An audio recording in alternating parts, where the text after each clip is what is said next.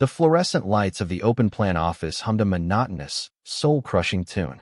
Amara Vance, known to everyone in this sterile glass box as Amy, kept her head down, her fingers flying across the keyboard with a practiced silence.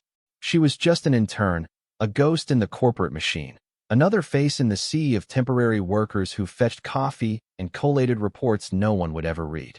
That was the role she had chosen. That was the camouflage she needed. Amy, my office. Now, the voice sliced through her concentration, sharp and laced with its usual brand of entitled impatience. It belonged to Mark Thompson, director of market strategy, a man whose ambition was matched only by the profound emptiness of his qualifications. He stood at the door of his glass-walled office, a king surveying a kingdom of cubicles he neither understood nor respected. Amara saved her document, the meticulously researched market analysis she had spent the last 48 sleepless hours perfecting. She rose without a word, her movements economical, designed to attract as little attention as possible. Her simple gray dress and flat shoes were part of the costume, a uniform of invisibility. Inside his office, Mark didn't invite her to sit. He gestured dismissively toward a stack of papers on his mahogany desk, already marked up with angry red ink. This is what you've been working on. This drivel. Amara's eyes scanned the pages. They were her pages. But the red ink wasn't correcting errors. It was slashing through complex data points, crossing out nuanced conclusions, and adding simplistic, bullish assertions that were demonstrably false. He had butchered her work. Mr. Thompson, the data from the Shanghai sector is very clear, she began, her voice quiet but steady. An aggressive launch, there would be a mistake. The consumer base isn't ready. My report suggests a phased approach, starting with a targeted digital campaign to build brand awareness. Your report, he scoffed, leaning back in his leather chair, the picture of unearned authority. He picked up a single page and waved it like a white flag of surrender. Your report suggests you don't have the guts for this business. Vance Innovations didn't become a titan of industry by being timid. We dominate. We don't build awareness. He was wrong. He was so fundamentally, catastrophically wrong. Vance Innovations had become a titan because its founder, her father, was a meticulous strategist who respected data more than ego. But she couldn't say that. Amy the intern couldn't say that. I believe the numbers support a more cautious strategy, she said, holding his gaze. Mark's smile was a predator's. You believe? Who cares what an intern believes? You're here to run spreadsheets and fetch my lunch, not to formulate billion-dollar strategies. Do you understand? A vibration in her pocket saved her from having to answer. She knew, with a sickening lurch in her stomach, who it was. She had been waiting for this call all morning. Excuse me, she murmured, her hand instinctively going to her phone. Mark's eyes narrowed. Is that your phone? Did I say you could take personal calls on company time? Put it away. It's an emergency, she pleaded, her voice cracking for the first time. Please, I have to take this, he watched her, a cruel amusement dancing in his eyes as he weighed her desperation. Fine, he finally conceded. But this little stunt will be reflected in your final review. Don't expect a recommendation from me. Amara was already out of the office, her heart hammering against her ribs as she rushed toward the relative privacy of the fire escape stairwell. She answered on the third ring. Dr. Evans? The voice on the other end was kind but weary. Amara, I have the latest test results for your mother. She closed her eyes, leaning her forehead against the cool concrete wall. How is she? There was a pause, the kind of professional hesitation that precedes the worst kind of news. Eleanor's condition is deteriorating faster than we anticipated. The conventional treatments, they're no longer effective. We're running out of options. The air in the stairwell felt thin, impossible to breathe. Her mother, Eleanor Vance, the brilliant, vibrant woman who had taught her to read poetry and code in Python, was fading. A rare, aggressive autoimmune disorder was stealing her, piece by piece. But the trial, Amara whispered, her voice raw. The one in Switzerland. You said she was a candidate. She is, Dr. Evans confirmed, a sliver of hope in his tone. It's experimental, a new gene therapy that has shown remarkable promise. But it's not covered by any insurance, Amara. The initial deposit to secure her place is $250,000. And we need to have it within the next 72 hours, or they'll give her spot to the next person on the list, $250,000. In 3 days. The number echoed in the cavern of her mind. It might as well have been $1 billion. As Amy the intern, she made barely enough to cover her tiny apartment's rent. As Amara Vance, daughter of CEO David Vance, that kind of money should have been trivial. But it wasn't. This entire internship, this charade of invisibility, was her father's final test. "You want to lead this company one day?" he had asked her a month ago, his gaze as unyielding as the granite of his office building. "Then you need to understand it from the bottom. Go in as a nobody. No name, no special treatment. Survive for 3 months. Earn your performance bonus. Then we'll talk about your future, the performance bonus." $250,000. The exact amount she needed. It was all tied to this internship, to her ability to impress a man like Mark Thompson. A man who thought her work was drivel. Her father had no idea her mother's condition had become so critical. Eleanor had made Amara promise not to tell him, not to add to his immense stress of running a global corporation. "He needs to focus," she'd say, her voice weak but firm. "We handle this ourselves now." Handling it meant surviving the next 72 hours in a corporate hell run by a petty tyrant, all while the life of the most important person in her world hung in the balance. "I'll get the money," Amara said to the doctor, the words tasting like ash and iron. "I'll get it. Just keep her comfortable. Please." She hung up the phone, her hand trembling. The hum of the office building seemed to mock her, a monolithic beast indifferent to the frantic beating of her heart. How could she possibly succeed? How could she earn a bonus from a man who despised her very existence, who was actively sabotaging her work? She took a deep, shuddering breath. This was no longer about proving herself to her father.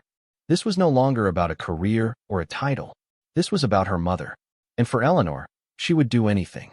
She would endure the humiliation. She would play the game. But she would also find a way to win. Returning to her desk, she felt a dozen pairs of eyes on her. The other interns, the junior analysts, the administrative assistants, they had all witnessed her public dressing down. They offered her small, sympathetic smiles, the silent communion of the powerless. They all lived under Mark's oppressive thumb. Maria, a single mother from the accounting department who often worked late, gave her a knowing look. Kevin, a brilliant but shy coder from IT whom Mark regularly berated for his stutter, nodded almost imperceptibly. They were her fellow ghosts, the invisible cogs that made the machine run, while men like Mark took all the credit. Amara sat down and pulled a heavy, old-fashioned fountain pen from her bag. It was black lacquer with a simple silver clip, its nib worn smooth from decades of use. It was her father's first pen, the one he had used to sign the incorporation papers for Vance Innovations 30 years ago. He had given it to her on her first day as Amy. "This pen built this company from nothing," he had told her, his voice gruff with emotion. It was held by a man nobody knew, a man with nothing but an idea. It doesn't matter who you are on the outside. It's what you create that defines you. Remember that. She held the pen now, its familiar weight a small comfort in her hand. It was a symbol of integrity, of quiet competence, of building something real and lasting. It was everything Mark Thompson was not. He was a symbol of the rot that could grow in the dark corners of any great institution, a weed thriving on fear and deceit. The project Mark had mangled was critical. It was a pitch for a strategic partnership with Shenzhen Dynamics, a Chinese technology behemoth. Landing this deal would secure Vance Innovations' dominance in the Asian market for the next decade. Fumbling it would be a disaster, setting the company back years and making it vulnerable to its competitors. And Mark was fumbling it. His aggressive strategy was a carbon copy of a failed American campaign from 5 years ago, lazily repurposed without any regard for the cultural or economic nuances of the Chinese market. It was arrogant, it was ignorant, and it was destined to fail. The final presentation to the Shenzhen delegation was in 2 days. 72 hours to save her mother. 48 hours to save the company from Mark Thompson. The timelines were converging into an impossible bottleneck of pressure. For a moment, she considered the easy way out. Call her father. Tell him everything. Tell him about her mother, about Mark, about the disastrous Shenzhen pitch. He would swoop in, fire Mark, wire the money, and the crisis would be over. But she couldn't. Her promise to her mother was one reason. Her own pride was another. This test from her father was about more than just understanding the company. It was about earning her place.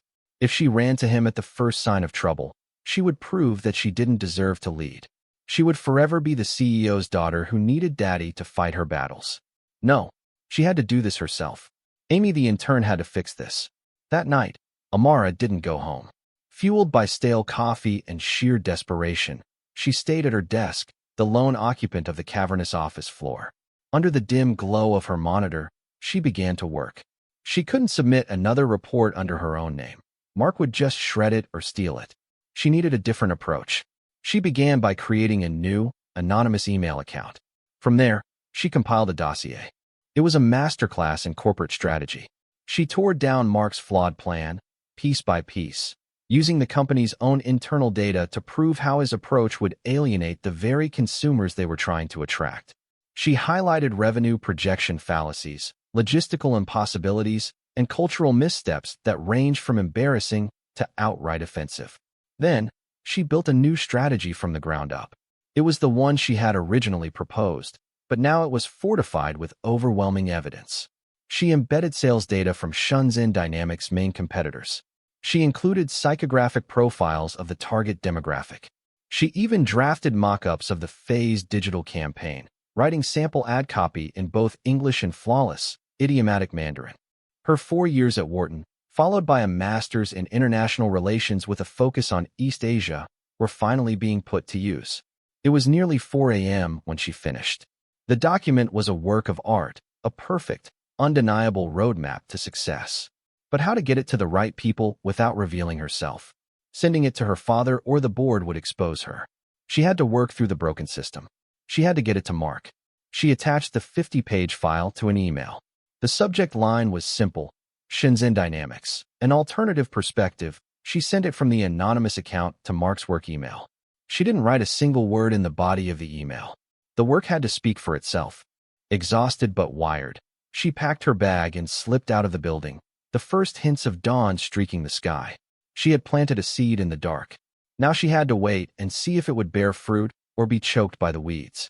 The next morning, the office was buzzing with an unusual energy.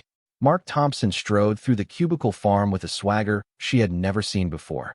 He was beaming, accepting congratulations from senior managers who suddenly seemed to remember his name. Incredible work on the Shenzhen pitch, Mark. One of them boomed, clapping him on the back. A complete game changer. The board is ecstatic, Mark preened. Just a matter of seeing the angles no one else does, he said, his voice dripping with false modesty. Sometimes you have to break the old models to build something truly revolutionary. Amara felt a cold dread creep up her spine. She logged into her computer and saw the company-wide memo from the chief operating officer. It praised Mark Thompson for his visionary and tireless work in completely overhauling the Shenzhen Dynamics strategy overnight. It spoke of his unparalleled insight and bold leadership. He hadn't just used her work. He had claimed it, every last word, as his own. She watched as he held court near the coffee machine, explaining his strategy to a rapt audience of vice presidents. He was parroting her words, using her phrases, presenting her data as if he had spent a lifetime gathering it. The sheer audacity of the theft was breathtaking. Maria from accounting walked past Amara's desk, placing a cup of tea on the corner. "I saw you were here late last night," she whispered, her eyes full of pity. "He's a vulture, that one. Be careful." The warning, though kind, felt like a lit match on a trail of gasoline. Be careful? Her mother's life was on the line. The time for caution was over. Working from the shadows had failed. It had only empowered the monster. The phone in her pocket vibrated again. It was the hospital. "Amara." Dr. Evans' voice was grave. "We had an incident last night. Your mother had a pulmonary embolism. We managed to stabilize her, but it was close. The window for the Swiss treatment is closing. They need the wire transfer by tomorrow morning, or it's off the table. I'm sorry, but this is it. It's now or never." The world tilted on its axis. Tomorrow morning. The presentation to the Shenzhen delegation was tomorrow at 10 a.m. Everything was converging on that single moment in time. As if on cue, Mark appeared at her cubicle, a smug look on his face. "Amy," he said, his voice loud enough for everyone nearby to hear. "I need you to make 300 copies of the new presentation deck. Then, go get my suit from the dry cleaner. And while you're at it, pick me up a box of those expensive cigars from the tobacconist on Fifth Avenue. Use your own money. I'll reimburse you later. He tossed a claim ticket onto her desk. It was a power play, a public humiliation designed to remind her of her place. He was the visionary. She was the errand girl. He leaned in closer, his voice dropping to a conspiratorial whisper. By the way, I saw that little report you submitted. The phased approach. Cute. But this is how the big boys do it. Maybe one day, if you stick around long enough, you'll learn something. He tapped the side of his head, as if pointing to the source of the genius strategy he had stolen, and walked away laughing. In that moment, something inside Amara shifted. The fear, the desperation, the anxiety. They didn't disappear, but they were suddenly eclipsed by a cold, hard rage. It was a diamond-like fury, clear and perfect and unbreakable. He hadn't just stolen her work. He hadn't just put the company at risk. He was standing on her mother's lifeline, tap-dancing with glee, and he didn't even know it. She looked at the dry-cleaning ticket. She looked at her father's pen lying on her desk. She thought of her mother, lying in a hospital bed, fighting for every breath. The game had changed. She wasn't playing for a bonus anymore. She wasn't playing for her father's approval. She was playing for keeps. She picked up the dry-cleaning ticket and walked toward Mark's office. He was on the phone, laughing loudly, his feet propped up on his expensive desk. He saw her and waved her in impatiently. "What is it now?" he mouthed, covering the receiver. Amara placed the ticket on his desk. "I won't be able to get your suit, Mr. Thompson," she said, her voice even and devoid of any emotion. "I have to prepare for the presentation tomorrow." Mark's eyes bulged. He slammed the phone down. "You have to what? Prepare for what? Your only preparation is ensuring the coffee is hot and the PowerPoint clicker has fresh batteries. Did you not understand my instructions?" "I understood them perfectly," she replied. She looked at the presentation deck open on his large monitor, her presentation deck. "I also understand that you have no idea how to answer any substantive questions about that material. You're presenting a strategy you can't defend because you didn't create it." A flicker of panic crossed his face before being replaced by rage. "You are so far out of your lane you can't even see the road," he hissed, standing up to loom over her. "You are an intern. A temporary, replaceable, insignificant little girl. You are one word away from being fired and thrown out of this building. Do you want to test me?" Amara held her ground. "What I want," she said, her voice dangerously quiet, "is for you to do your job. And since you're incapable of that, I'll be attending the meeting tomorrow to ensure my work isn't misrepresented." He stared at her, utterly baffled by her defiance. It was a language he didn't speak. He was used to cowering subordinates, to terrified interns. This was something new. He mistook her resolve for insanity. "You're delusional," he finally sputtered, a contemptuous laugh escaping his lips. "You won't be within 100 feet of that boardroom. I'm putting in a complaint with Human Resources right now. Harassment. Insubordination. I'll have you blacklisted from this entire industry." He grabbed his phone and started stabbing at the screen.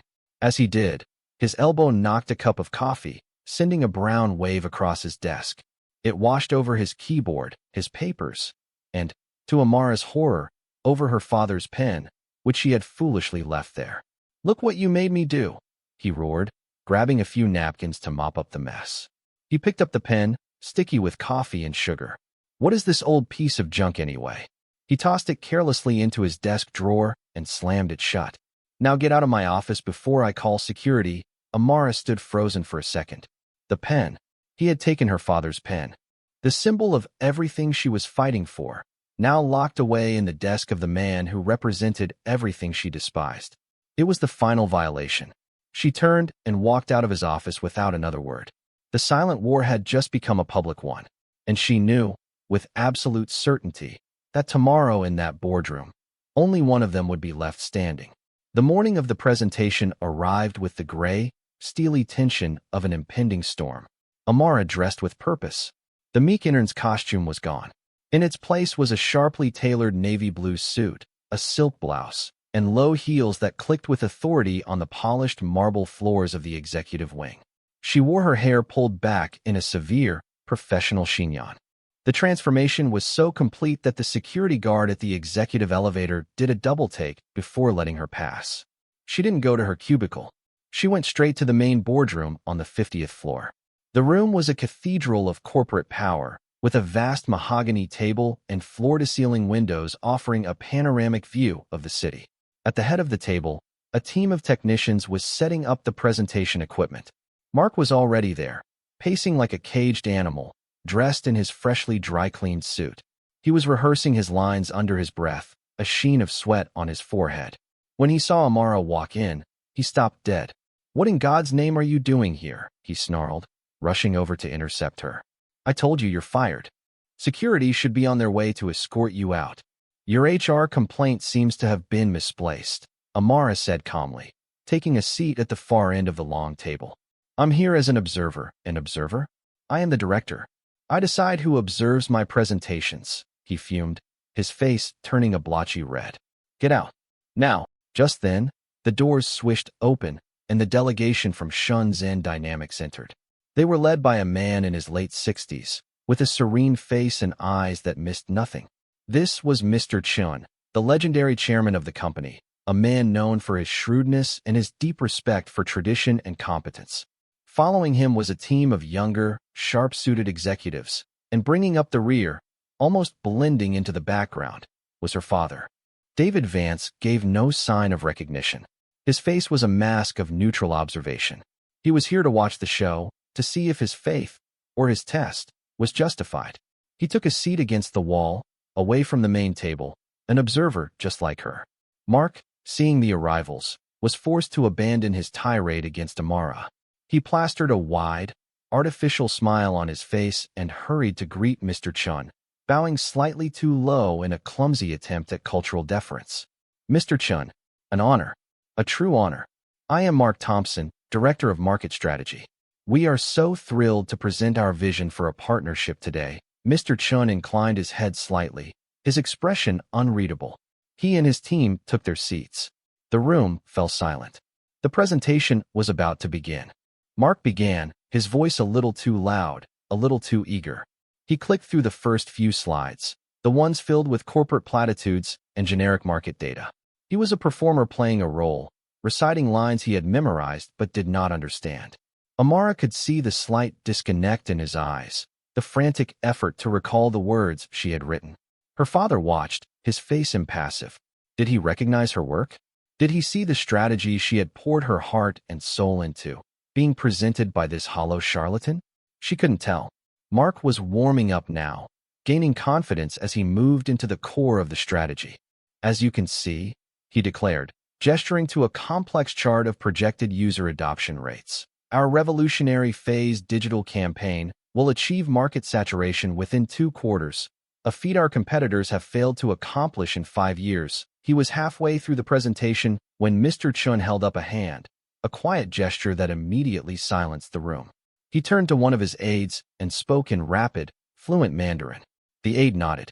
Then, Mr. Chin looked directly at Mark and asked a long, complex question, also in Mandarin. The room held its breath. Mark froze. His smile faltered. He clearly didn't understand a single word. He looked around the room in a panic, his eyes pleading for help from the other Vance Innovations executives present. They all looked down at their notebooks, avoiding his gaze. No one on the senior team spoke Mandarin. It was a known, embarrassing gap in their international capabilities. "I'm sorry," Mark stammered, his voice cracking. "Could you possibly repeat that in English? Our primary translator had a last-minute family emergency." It was a clumsy, obvious lie. Mr. Chin's serene expression finally hardened into one of distinct disapproval. He spoke again in Mandarin, his tone sharp and dismissive. He was about to end the meeting. Amara could feel it. She could see the multi-billion-dollar deal evaporating, years of her father's work turning to smoke because of this one incompetent man. Her mother's face flashed in her mind. The hospital bed. The ticking clock. Now or never. Amara stood up. Every head in the room turned to her. Mark stared, his mouth agape. Her father's eyes widened almost imperceptibly. She looked directly at Mr. Chun, bowed her head respectfully, and began to speak in flawless, articulate Mandarin. "Mr. Chun," she began, her voice ringing with a clarity and confidence that stunned the room into absolute silence. "Forgive my colleague's confusion. He is, after all, merely the messenger. What you asked was not only about the projected data, but about the underlying cultural methodology used to gather it. You noted that our proposed campaign targets the youth demographic in second-tier cities like Chengdu and Wuhan. And you question whether a strategy developed in a New York boardroom could truly resonate with their values, which are often more traditional than those in Shanghai or Beijing. It is an exceptionally astute question. A wave of shock rolled through the room. Mr. Chin's eyebrows shot up in surprise and dawning respect.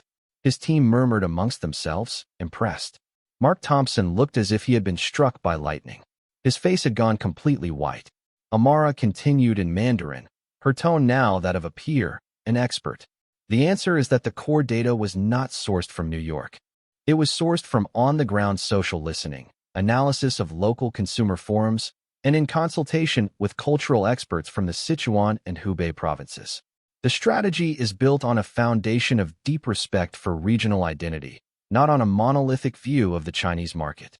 For example, the ad copy for the Chengdu campaign emphasizes themes of community and family, while the Wuhan campaign focuses more on ambition and resilience, reflecting the distinct cultural ethos of each city. She walked calmly to the front of the room, taking the PowerPoint clicker from Mark's limp, unresisting hand.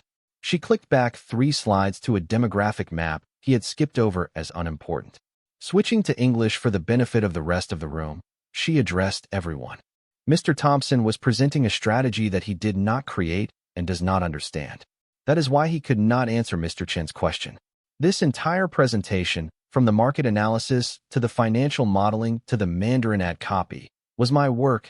Gasps echoed around the table. The other Vance executives stared at her, then at Mark, then back at her. The truth was beginning to dawn on them. Mark finally found his voice. It was a strangled, pathetic squeak. She's lying. She's a disgruntled intern. I fired her yesterday for insubordination. This is corporate espionage. Security. But no one was looking at him anymore. They were all looking at her. And behind them all, a figure was rising slowly from his seat against the wall. David Vance began to walk toward the front of the room. His footsteps were the only sound. He stopped beside his daughter, placing a hand on her shoulder. He looked at Mark, and for the first time, Amara saw an expression of pure, cold fury on her father's face. "Is this true, Mark?" David asked, his voice low and dangerous. "Did you take credit for this young woman's work?" Mark sputtered, his eyes darting around for an escape. "David, Mr. Vance, I know. She's crazy. She's been stalking me. She's obsessed with trying to sabotage my career." Amara looked at Mark, her eyes filled not with rage, but with a kind of pitying finality. "Then answer one question, Mr. Thompson. Page 42 of the report. What is the significance of the White Rabbit branding variant proposed for the Singles Day promotion?" Mark's face went blank. He had no idea. He had clearly never even read that far. "The White Rabbit," Amara continued, turning back to Mr. Chun, "is a famous, beloved brand of milk candy in China. It evokes powerful feelings of nostalgia and childhood innocence. By co-opting that imagery for a limited edition product, we create an instant emotional connection with consumers, a strategy of cultural resonance, not corporate conquest." Mr. Chin smiled. A genuine, broad smile. He stood up and applauded. Slowly, then with more force. His team joined in. The deal was saved. David Vance turned his full attention back to Mark, whose entire body was trembling. "You are a fraud, a thief, and a fool. You have endangered this company, and you have humiliated yourself. Your employment at Vance Innovations is terminated, effective immediately." He gestured to the 2 security guards who had appeared silently at the door. "Please escort Mr. Thompson from the building. Revoke his access to everything. Have his personal effects couriered to him. I never want to see his face on this property again." Mark looked around the room, his face a mask of disbelief and horror. "You can't do this to me," he shrieked. "I'm the director." "You're nothing," David Vance said, his voice like ice. "Get him out." As the guards took Mark by the arms, he made one last, desperate lunge, not at David, but at Amara. You little witch. You ruined me." Before he could get any closer, the guards hauled him back. But in his desperate flailing, he managed to knock his briefcase off the table. It sprang open, its contents spilling across the floor. Papers, a laptop, and a single, black lacquer fountain pen. Amara's pen. Her father's pen. David Vance's eyes locked onto it. He bent down and picked it up, his expression unreadable. He held it in his palm, turning it over and over. The security guards dragged a screaming, protesting Mark Thompson out of the room. The door closed, and silence fell once more. Mr. Chen walked over to Amara, his hand extended. "Young lady," he said in perfect English. "I have been in this business for 50 years. I have rarely seen a display of such brilliance, courage, and integrity. It will be an honor for Shenzhen Dynamics to partner with Vance Innovations, on one condition." "What's that, Mr. Chen?" Amara asked, shaking his hand. "That you," he said, his eyes twinkling, "will be personally overseeing the project." David Vance walked over, the pen still in his hand. He looked from Mr. Chen to his daughter. A slow, proud smile spread across his face. "Mr. Chen," he said, his voice thick with emotion, "I would like to introduce you to the new Vice President of Global Strategy for Vance Innovations. My daughter, Amara Vance." The room erupted in applause. Amara felt a dizzying wave of relief, vindication, and pure, unadulterated joy. She had done it. She had saved the deal. She had won. Her father handed her the pen. "I believe this belongs to you," he said, his eyes shining. "You've more than earned it." As she took it, her phone vibrated. A text message from her father's personal assistant. It was a confirmation receipt from a Swiss bank. A wire transfer for $250,000 had just been completed. The subject line read, "For Eleanor." Tears welled in her eyes. Tears of gratitude, of love, of a battle hard fought and won. "Thank you, Dad," she whispered. "No," he said, pulling her into a fierce hug. "Thank you. You reminded me what this company is all about." Looking over his shoulder, she saw the faces of the other executives. They were looking at her with a newfound respect, a touch of awe. She was no longer a ghost. She was a force, and she was just getting started. She knew that her first order of business as vice president would be to ensure that no other Mark Thompson could ever thrive within these walls again, and no other brilliant mind would ever have to hide in the shadows. 6 months later, the view from Amara's office was breathtaking. From her position on the 52nd floor, she had a commanding perspective of the city skyline, a glittering panorama of steel and glass that seemed to stretch on into infinity. Her office was spacious and minimalist, decorated in cool tones of gray and blue. On her large, uncluttered desk sat only a sleek laptop, a stack of reports, and, in a place of honor on a simple wooden stand, her father's first fountain pen. The title on her door read, "Amara Vance, Executive Vice President of Global Strategy and Innovation." Her life, and the company, had been irrevocably transformed. Her mother's treatment in Switzerland had been a resounding success. The experimental gene therapy had worked wonders, pushing the aggressive disorder into a full remission. Eleanor Vance was back home, regaining her strength day by day, her laughter once again filling the rooms of the family estate. The weight of that particular fear, the most crushing weight of all, had been lifted from Amara's shoulders. The Shenzhen Dynamics partnership, under her direct leadership, was flourishing beyond even the most optimistic projections. It had become the new gold standard for cross-cultural business ventures, a case study taught at business schools around the world. Mr. Chen had become not just a partner, but a mentor and a friend. But the most profound changes Amara had implemented were internal. She had used her newfound power not for personal gain, but to heal the flawed system that had allowed a man like Mark Thompson to fester. Her first act as EVP was to launch the Ground Up Initiative. It was a revolutionary new policy, mandatory for all new executive hires and those on the senior leadership track. Every one of them had to spend their first month at Vance Innovations working in entry-level positions, in the mailroom, on the custodial staff, as interns in departments far from their own. They had to experience the company from the perspective of the invisible, to understand the challenges and contributions of the employees who were the true foundation of the corporate giant. The program was designed to foster empathy and dismantle the arrogant elitism that had poisoned the middle management layer. She had also completely overhauled the company's HR reporting system, creating a new, truly anonymous third-party channel for lodging complaints of harassment and abuse. Every complaint was investigated thoroughly by an independent ethics committee that reported directly to her and her father. The era of complaints being misplaced was over. In a move that sent shockwaves of relief and gratitude through the company's lower ranks, she personally reviewed the termination files from the past 2 years under Mark Thompson's departmental oversight. she discovered a clear pattern of discrimination and retaliatory firings. One of her proudest days was when she called Maria, the kind single mother from accounting who had been so kind to her. Mark had fired her a week after the fateful presentation, citing a trumped-up budgeting error. Amara had rehired her on the spot, with back pay, and promoted her to a managerial position where her sharp eye for detail would be valued, not punished. She did the same for Kevin, the brilliant coder from IT. Mark had systematically belittled him, and his stutter had worsened under the constant stress. Amara had created a new R&D subdivision focused on software accessibility and put Kevin in charge of it.